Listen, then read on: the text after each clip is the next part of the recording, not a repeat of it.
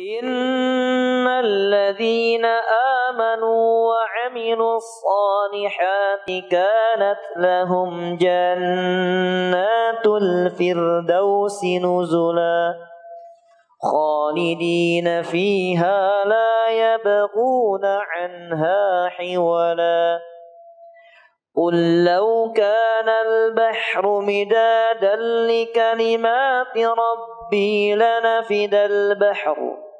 لنفد البحر قبل أن تنفد كلمات ربي ولو جئنا بمثله مددا.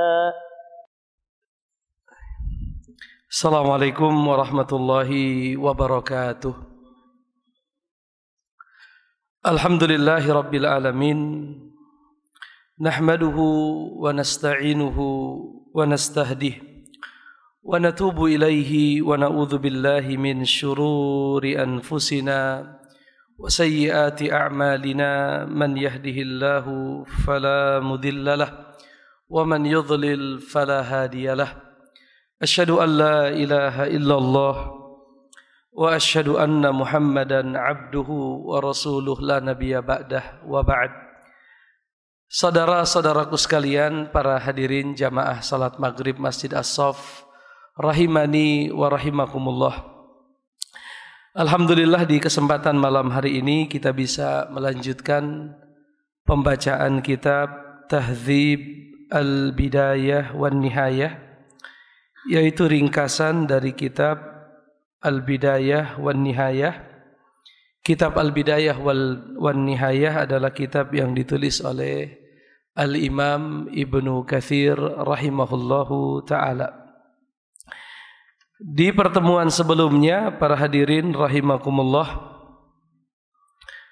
sudah kita bahas pasal tentang firman Allah subhanahu wa ta'ala, Allahu khaliqu kulli syai'in. Allah adalah pencipta segala sesuatu. Segala sesuatu adalah makhluk.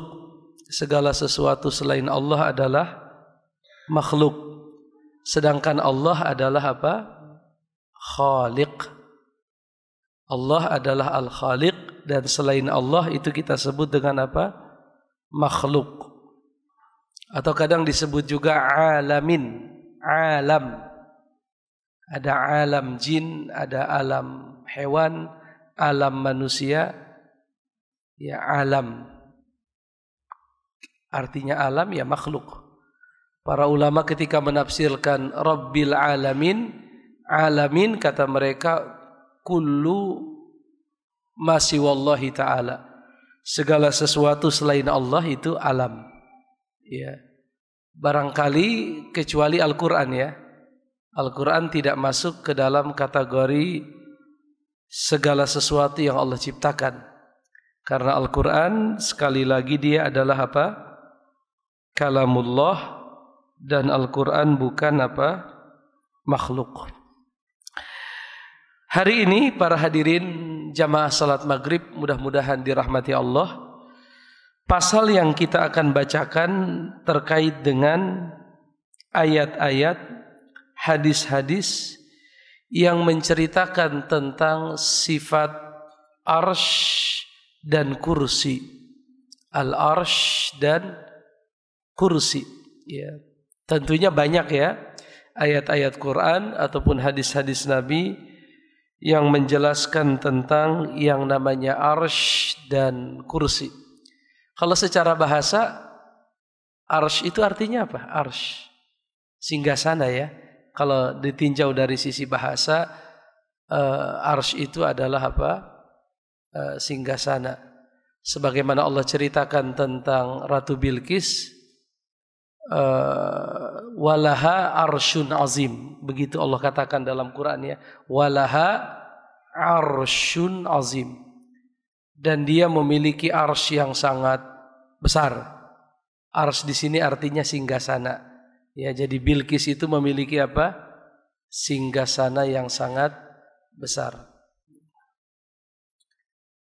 Kalau kursi apa secara bahasa? Kursi. Kursi ya diartikan.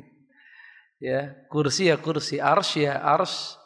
Adapun kursi dia dipakai juga dalam bahasa Indonesia, walaupun nanti ada maksud yang lain yang diinginkan oleh Allah tabaraka wa taala. Di antara ayat-ayat yang berbicara tentang arsy, di sini Al-Imam Ibnu Katsir menyebutkan banyak sekali ayat-ayat. Di antaranya surat Ghafir ayat 15 Allah berfirman, Rafi'ud darajati dzul arsy.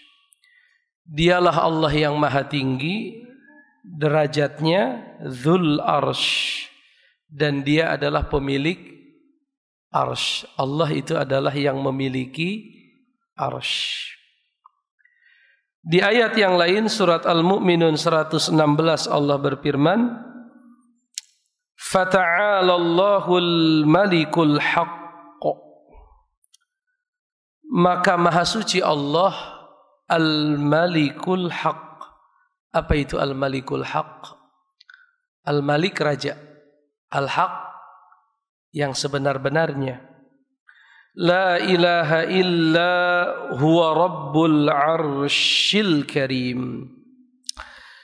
Tidak ada yang berhak disembah kecuali Dia, Rabbul arsyil karim. Dia adalah pemilik arsy yang mulia. Kadang digunakan kata dzul, kadang juga digunakan kata apa? Rabbu, yang artinya pemilik. Mirip dengan surat Al-Mu'minun 116 ada di surat An-Naml ayat 26. Ada juga di surat Al-Buruj ayat 14-15. Yaitu yang menggunakan kata Rabbu dengan kata apa? Dzul. Adapun di surat yang lain, surat Thaha ayat yang kelima, Allah Subhanahu wa taala berfirman, Ar-Rahmanu 'alal arsyistawa. Ar-Rahmanu 'alal arsyistawa. Ar-Rahman, Allah ya, yang maha pengasih. Artinya yang maha pengasih. Ar-Rahim, yang maha penyayang. Mana yang lebih menunjukkan makna super? Ar-Rahman atau Ar-Rahim? Rahman atau Rahim? Tentunya kata para ulama Rahman ya. Karena Rahman mencakup seluruh makhluk, baik yang beriman ataupun tidak beriman. Mereka mendapatkan rahmannya Allah, yaitu kasihnya Allah Subhanahu wa taala. Adapun rahimnya bersifat khusus untuk siapa? Wa kana bil mu'minina rahima. Rahimnya untuk orang-orang yang beriman. Maka ada istilah rahmanud dunya, rahimul akhirah. Dia maha rahman di dunia dan maha rahim di mana? Di akhirat. Karena kalau di akhirat tidak ada lagi ya sifat rahman untuk orang-orang yang tidak beriman. Hanya tersisa sifat rahim yang Allah berikan kepada siapa? Orang-orang yang beriman. Tentunya baik dari umat Nabi Muhammad ataupun dari umat-umat sebelumnya. Ar-Rahmanu, dialah Allah yang maha pengasih, 'alal arsyistawa. Apa itu 'alal arsyistawa? Masih ingat yang sempat saya sampaikan kemarin? Arti istiwa menurut para sahabat Nabi tidak keluar dari 3 makna. Masih ingat apa saja? Ala,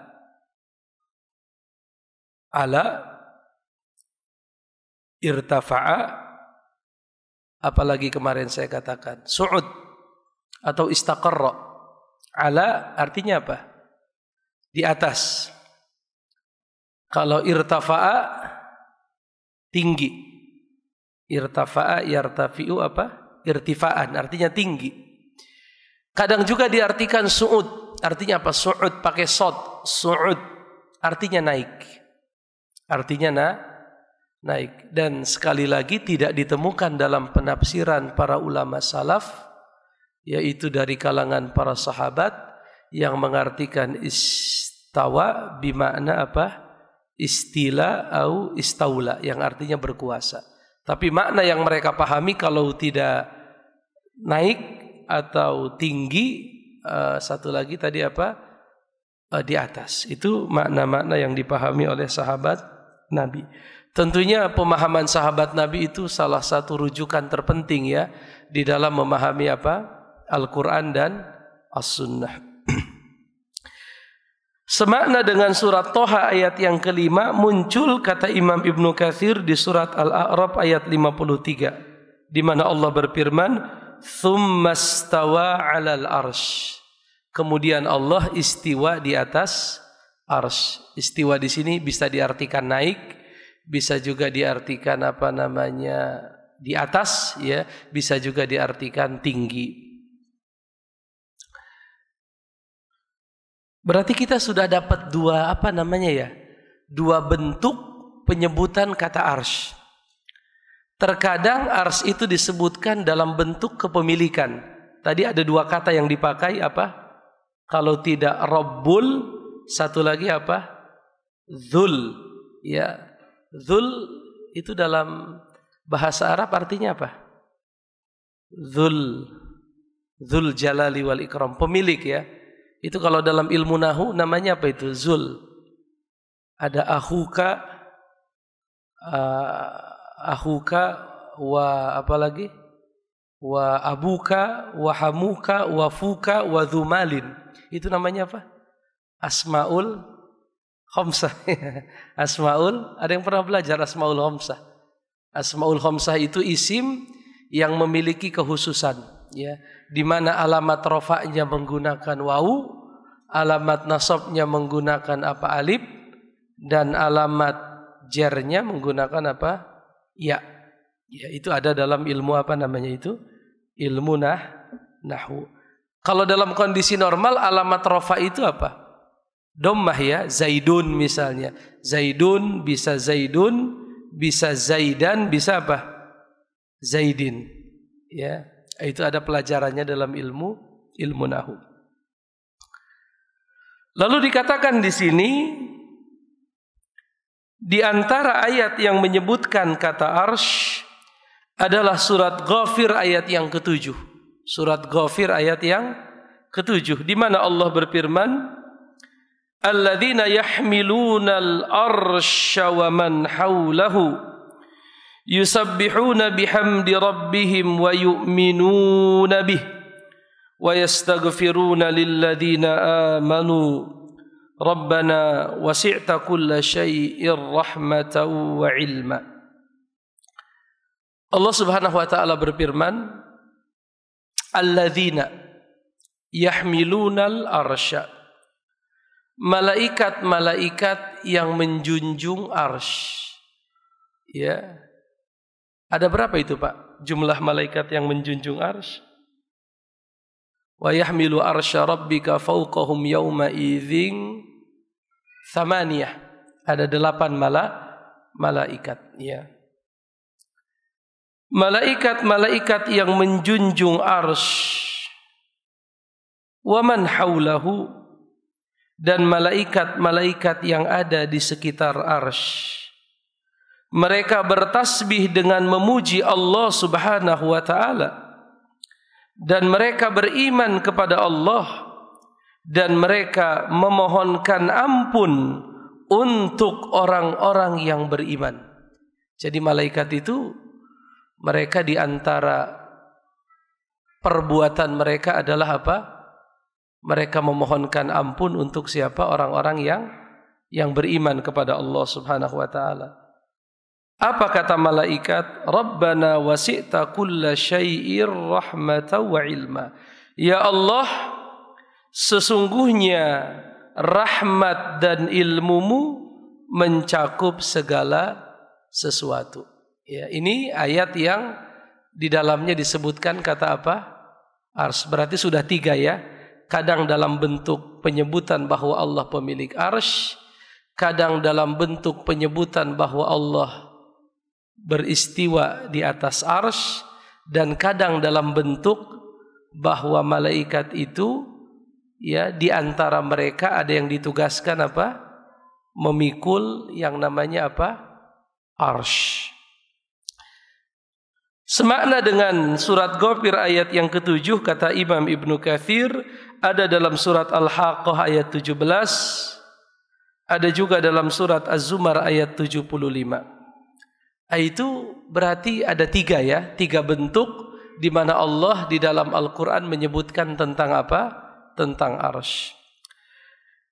Kita sekarang beralih kepada hadis-hadis yang menceritakan tentang arsy. Hadis-hadis yang menceritakan tentang apa? Arsy. Ternyata banyak, Pak. Di antaranya adalah sebuah hadis yang sahih yang diriwayatkan oleh Imam Al-Bukhari dan Muslim. Bahwasanya Nabi Muhammad pernah berkata di dalam doanya, dan ini boleh kita sebut sebagai doa dalam kondisi sulit. Kalau kita berada dalam kondisi sulit, ya hendaknya doa ini kita baca. Apa itu? La ilaha illallahul azimul halim.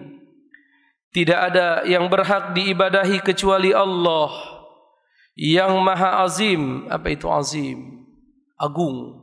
Al-Halim, penyantun ya.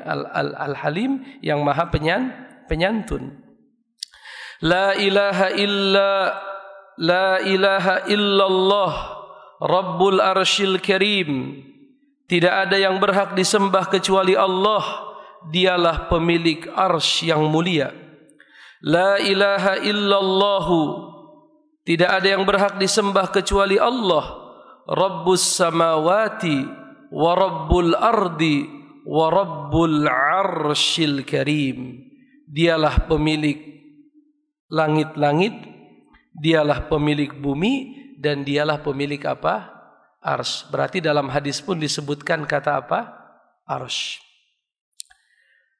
Dalam riwayat Imam Bukhari dikatakan Rasulullah pernah bersabda di hadapan para sahabatnya, "Idza sa'altumullahal jannata fas'alil apa? Firdausal a'la." Kalau kalian memohon surga kepada Allah, maka mintalah surga apa? Firdaus. Kalau kalian minta surga, jangan malu mengatakan apa? Ya Allah, as'aluka apa? Bahasa Arabnya as'aluka firdausal a'la. Ya Allah, aku memohon surga Firdaus yang paling tinggi. Fa innahu a'lal jannati. Sesungguhnya Firdaus itu adalah puncak dari surga. Berarti surga itu bertingkat-tingkat ya. Dalam riwayat dikatakan dia ada 100 apa? 100 tingkatan. Dan surga dinamakan sesuai dengan apa? Para hadirin? Sesuai dengan nama-nama ibadah ya. Ada surga apa namanya? Salat kan begitu. Ada surga apa? Zakat. Ada surga orang-orang yang berjihad. Dan ada surga Ar-Rayyan bagi orang-orang yang apa? Berpuasa. Sesungguhnya Firdaus adalah puncak dari surga. Wa awsatul jannah, dan dia adalah bagian tengah dari surga.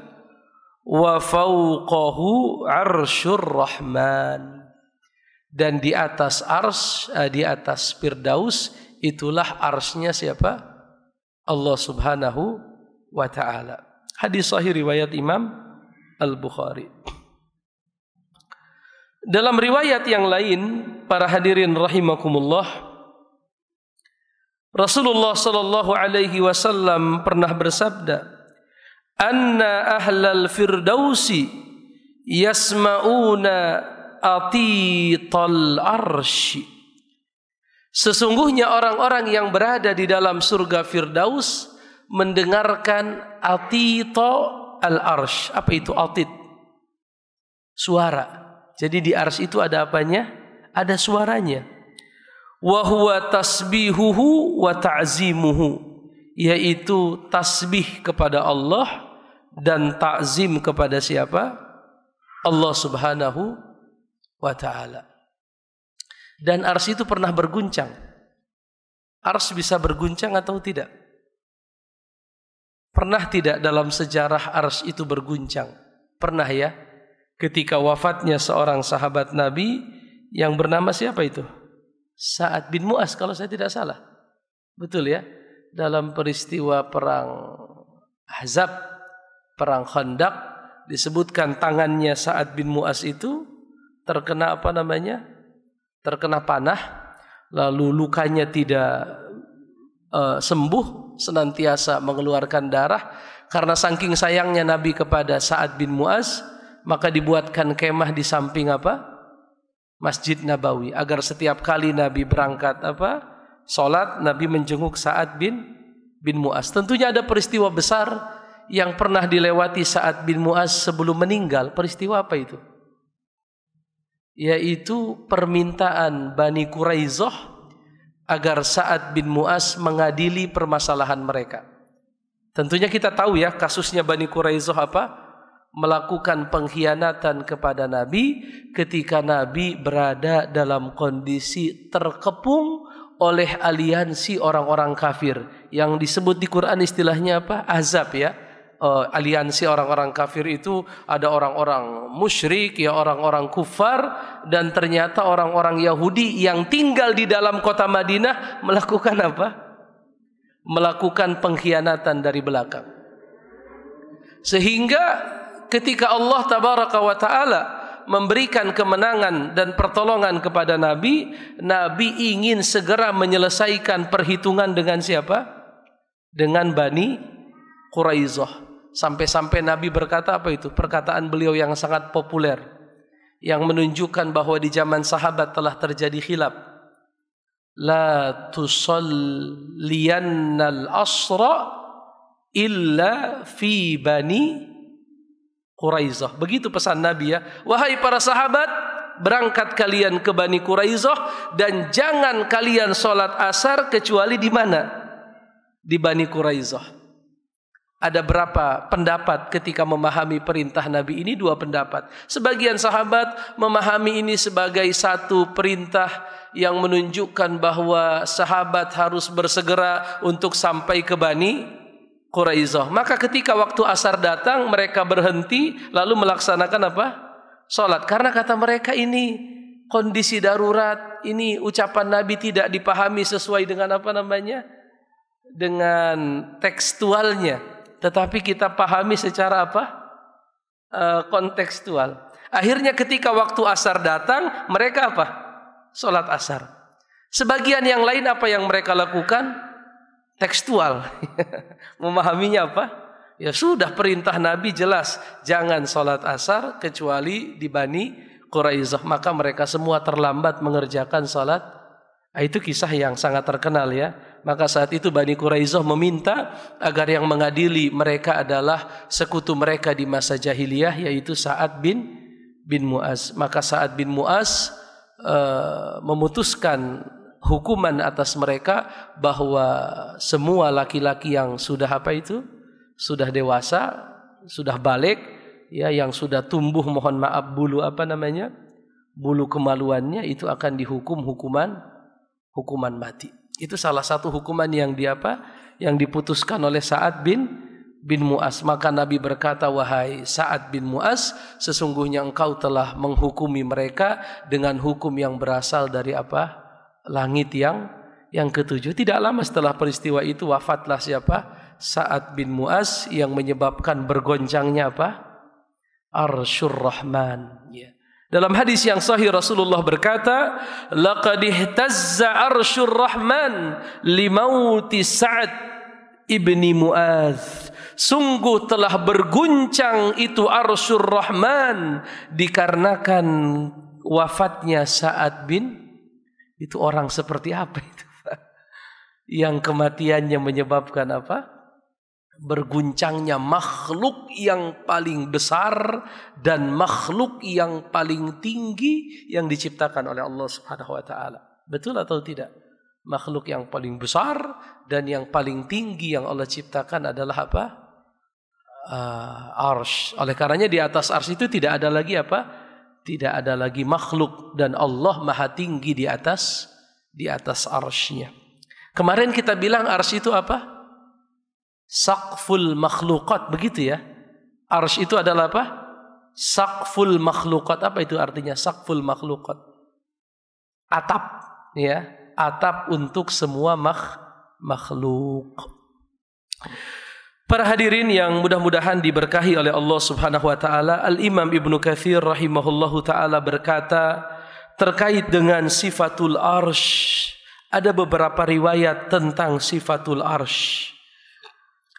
Disebutkan oleh Al-Hafiz Ibnu Al-Hafiz Muhammad Ibni Utsman Ibnu Abi Syaibah. Ibnu Abi Syaibah tentunya dalam kitab beliau Al-Musannaf. Apa kata Ibnu Abi Syaibah?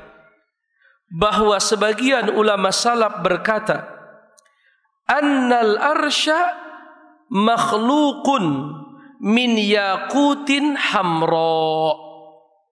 Sesungguhnya arsy adalah makhluk yang diciptakan dari yakutah.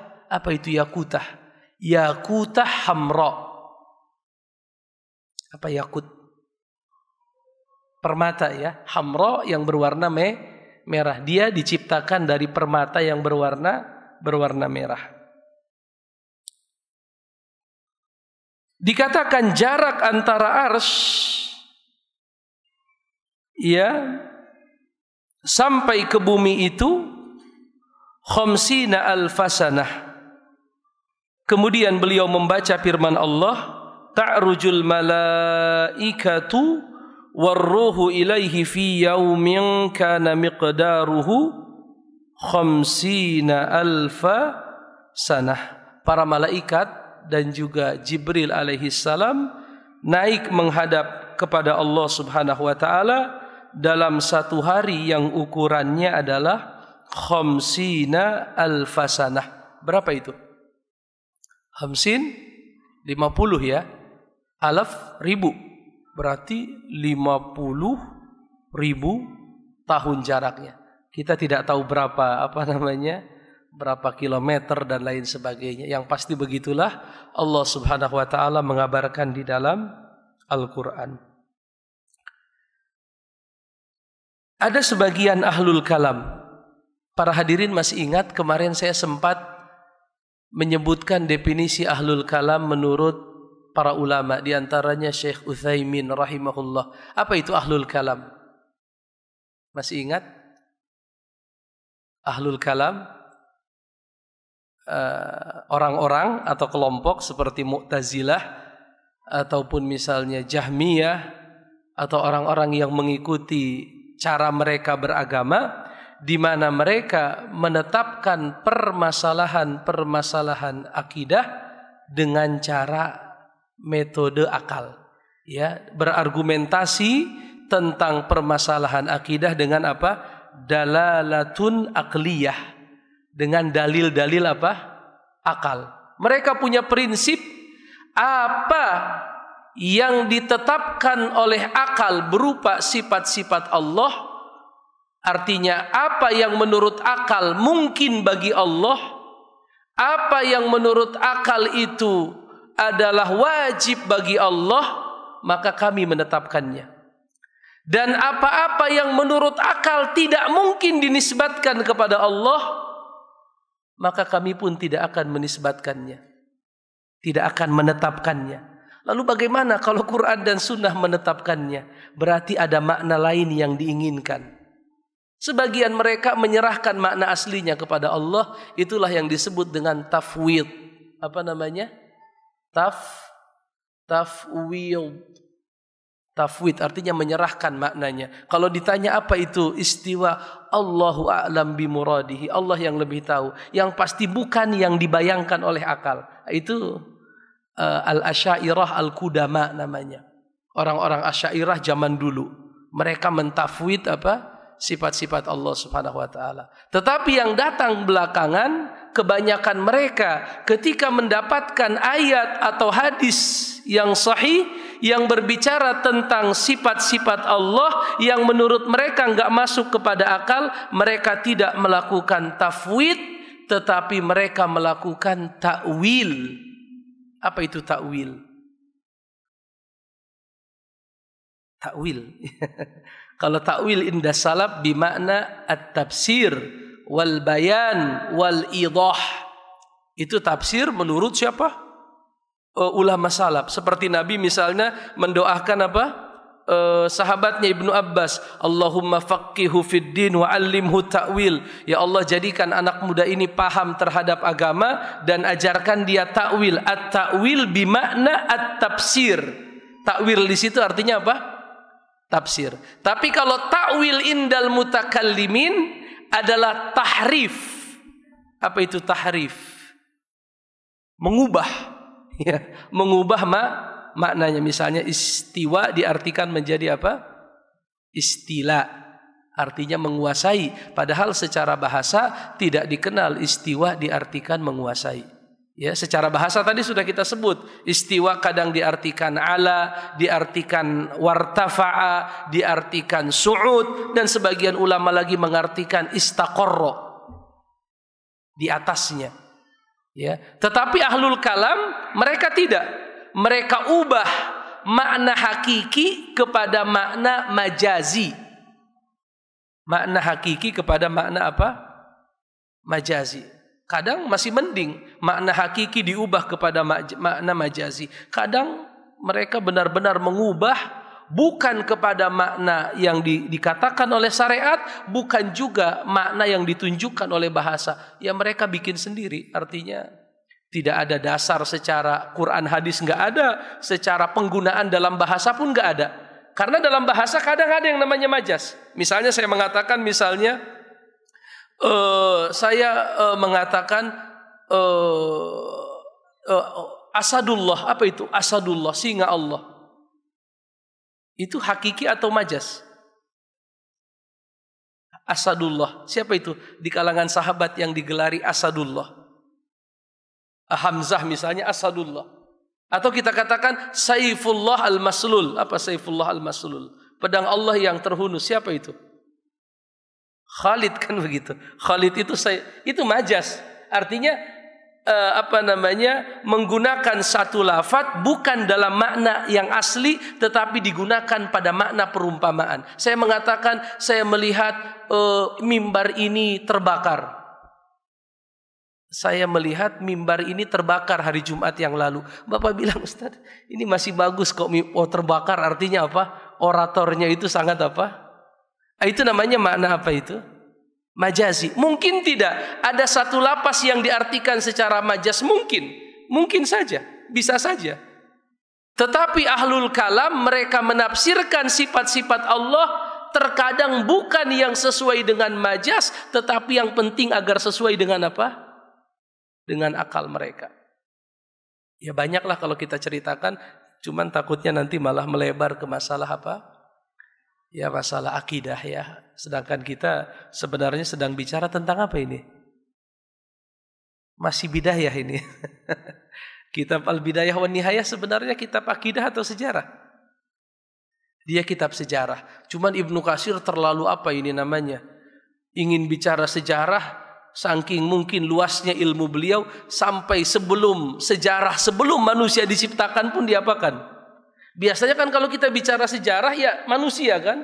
Ini sampai bagaimana Allah menciptakan Arsy, nanti bagaimana diciptakan Adam, itu semua diceritakan oleh siapa? Al-Imam Ibnu Katsir. Yang pasti kita sudah tahu ahlul kalam itu siapa? Rekan-rekan sekalian, yaitu kelompok di dalam tubuh umat Islam yang mereka menetapkan permasalahan akidah dengan dalil-dalil akal. Kalau bertentangan antara dalil akal, Quran Sunnah itu dalil apa namanya? Nakli. Kalau bertentangan antara dalil akli dengan dalil nakli, kata mereka harus diprioritaskan dalil akli. Oh berarti kita menolak dalil nakli? Enggak, kita enggak menolak, tetapi harus kita maknai agar sesuai dengan akal. Bagaimana cara memaknainya? Metodenya ada dua. Kalau ahlul kalam ya, ada metode namanya tafwid. Apa tadi tafwid? Menyerahkan maknanya hanya kepada Allah. Ya, ada metode yang banyak dipakai pada hari ini namanya apa? metode takwil. Walaupun kita ahlu sunnah wal jamaah tidak setuju menamakan itu dengan takwil. Tapi kalau kita menamakan itu tahrif. Apa? Tahrif. Apa itu tahrif? Melakukan perubahan di dalam nas Al-Quran.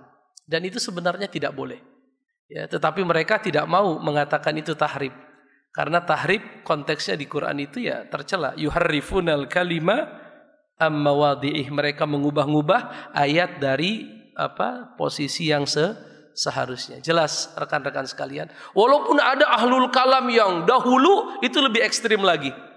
Contohnya siapa? Contohnya orang-orang Jahmiyah namanya ya. Itu sampai tidak percaya Allah punya nama, punya sifat. Itu ekstrim. Oleh karenanya para ulama mengatakan Jahmiyah. Jadi kalau Bapak ketemu pengajian mengatakan bahwa Allah itu tidak mungkin kita yakini memiliki nama, memiliki sifat, itu para ulama mengatakan sudah keluar dari Islam. Karena dia telah menolak apa-apa yang muhkam, yang jelas di dalam Quran, dan itu namanya Jahmiyah. Yang di bawah Jahmiyah sedikit namanya kelompok apa? Mu'tazilah. Mereka hanya menetapkan nama-nama Allah tetapi tidak menetapkan apa? Bahwa di dalam nama itu ada sifat. Di bawahnya lagi ada kelompok Al-Asy'ariyah wal Maturidiyah. Menetapkan semua nama dan menetapkan sebagian sifat dan mentakwil kebanyakan sifat. Itu Asy'ariyah. Menetapkan semua nama, menetapkan sebagian dari apa? Sifat, dan mentakwil kebanyakan dari sifat-sifat Allah. Itu dikenal dengan akidah apa? Al-Asy'ariyah yang dinisbatkan kepada Syekh Abil Hasan Al-Asy'ari rahimahullahu ta'ala. Sudah Isya ya? Alhamdulillah. Saya kemarin dapat info dari panitia, insya Allah kita lanjut setelah Isya, sekitar 15 menit, paling lambat sampai jam 8 insya Allah. Tanya jawab dan yang lainnya. Baik, wassallallahu ala nabiyina Muhammadin wa ala alihi wa sahbihi wasallam. Walhamdulillahi rabbil alamin. Assalamualaikum warahmatullahi wabarakatuh. Baik, bismillahirrahmanirrahim. Alhamdulillah wassalatu wassalamu ala Rasulillah nabiyina Muhammadin wa ala alihi wa sahbihi wa mawalah wa ba'd. Ikhwah fiddin, bapak-bapak, ibu-ibu, para hadirin rahimakumullah. Sebelum kita memasuki bagian kedua, tanya jawab, ada sedikit lagi poin yang ingin kita bacakan, 5 menit insyaallah. Tadi kita sampai pada perkataan Ibnu Katsir bahwasanya ta'ifatun min ahlil kalam. Ada sekelompok ulama di karangan ulama ahlil kalam, zahaba, artinya mereka berpendapat annal arsya, bahwa sesungguhnya yang namanya arsy itu adalah falakun mustadirun min jami'i jawanibihi, adalah seperti orbit. Falakun artinya orbit, atau boleh juga diartikan sirkuit. Mustadirun, yang bentuknya mustadir. Apa itu mustadir? Ya otomatis kalau namanya sirkuit ya pasti berputar begitu. Min jami'i jawanibihi, dari semua sisinya. Muhitun bil alami min kulli jihatin. Dan arsy itu adalah orbit yang berada di tengah, ya, dari segala arah alam semesta. Jadi bagian pertengahan dari alam semesta itu adalah arsy, kata mereka. Jadi alam semesta ini semuanya mengelilingi apa? Arsy. Arsy berada di mana? Di tengah. Ini pendapat siapa? Pendapat sebagian dari ahlul, karena mungkin mereka bingung. Mereka tidak mau mensifati Allah dengan sifat apa? Tinggi misalnya. Maka mereka harus mencari pengertian lain daripada apa? Arsy, yang dikenal sebagai makhluk yang sangat besar. Oleh karenanya sebagian dari mereka berpendapat arsy itu adalah falakun, orbit atau sirkuit, mustadirun, yang berbentuk lingkaran, min jami'i jawanibihi, dari semua sisinya. Hanya saja menurut Ibnu Katsir pendapat ini lemah, minimal ditinjau dari 3 sisi. Satu, kata beliau, ini tidak bisa diterima karena di dalam banyak ayat Al-Quran Allah menceritakan bahwa yang namanya arsy itu memiliki qawaim. Apa itu qawaim? Jamak daripada qaimah, qawaimun. Artinya arsy itu memiliki tiang-tiang atau pilar-pilar. Sedangkan yang namanya sirkuit tidak punya apa? Tiang-tiang dan pilar, karena konsekuensinya dia sejajar begitu. Dan itu bertentangan dengan apa? Dalil Quran yang jelas mengatakan bahwa arsy memiliki apa? Qawaim. Qawaim itu apa tadi? Memiliki pilar atau tiang-tiang. Dan kalau dia berbentuk orbit, maka dia tidak bisa di apa namanya Pak? Di apa istilahnya itu Pak tadi? Di apa Pak? Dijunjung ya, tidak bisa dijunjung oleh para. Sedangkan Quran jelas-jelas mengatakan apa? Wa yahmilu arsya rabbika fawqahum yawma idzin thamaniyah. Pada hari itu ada 8 malaikat yang apa? Menjunjung arsy. Alasan yang kedua ya, karena telah sahih dari Nabi bahwasanya fa innahu fawqal jannah wal jannatu fawqas sama. Sesungguhnya arsy itu ada di atas surga, dan surga dalam hadis disebutkan berada di atas langit. Artinya ini bertentangan dengan apa yang diucapkan oleh Nabi sallallahu alaihi wasallam. Alasan yang ketiga, kata beliau, dari sisi bahasa arsy itu diartikan sarir. Apa itu sarirun? Apa ada yang pernah belajar waktu kecil bahasa Arab? Sarirun apa? Sarirun ranjang atau apa? Sarir itu ranjang ya. Hal ini berdasarkan firman Allah surat An-Naml ayat 23 yang tadi sempat kita singgung, walaha arsyun azim. Dan Balkis itu memiliki arsy yang sangat besar. Arsy di sini diartikan apa? Ranjang atau singgasana. Dan singgasana sebagaimana tadi kita katakan, dia tidak sama dengan yang namanya orbit atau sirkuit dan lain sebagainya. Jadi intinya bahwa arsy itu adalah makhluk yang paling tinggi dan paling besar yang pernah diciptakan oleh siapa? Allah Subhanahu wa ta'ala. Di atas arsy tidak ada lagi sesuatu apapun, dan Allah adalah istawa alal arsy. Allah adalah bersemayam, bisa diartikan naik, bisa diartikan tinggi, bisa juga diartikan di atasnya. Itu yang dipahami oleh para sahabat Nabi, seperti sahabat yang paling paham Al-Quran, Abdullah bin Abbas, begitupun Abdullah bin Mas'ud, dan sekali lagi tidak ada satupun penafsiran dari kalangan sahabat yang menafsirkan istiwa dengan pengertian menguasai, atau dalam bahasa Arab namanya istila atau istaula, ya artinya menguasai. Wallahu a'lam bishawab. Ini para hadirin yang bisa kita bacakan. Insyaallah di pertemuan yang akan datang kita akan bicara tentang Lauhul Mahfuz dan juga tentang ayat-ayat dan hadis-hadis yang berbicara tentang penciptaan langit dan bumi. Insyaallah nanti akan kita bacakan. Setelah itu baru nanti masuk tentang kisahnya siapa? Penciptaan Nabi Adam dan lain sebagainya. Mudah-mudahan Allah selalu memberikan kita keikhlasan dan ilmu yang bermanfaat, dan mudah-mudahan kita senantiasa diberikan nikmat untuk bisa istiqamah. Wa sallallahu ala nabiyyina Muhammadin wa ala alihi wa ashabihi wa sallam. Walhamdulillahi rabbil alamin. Assalamualaikum warahmatullahi wabarakatuh. Qul innama ana basyarum mithlukum yuha ilayya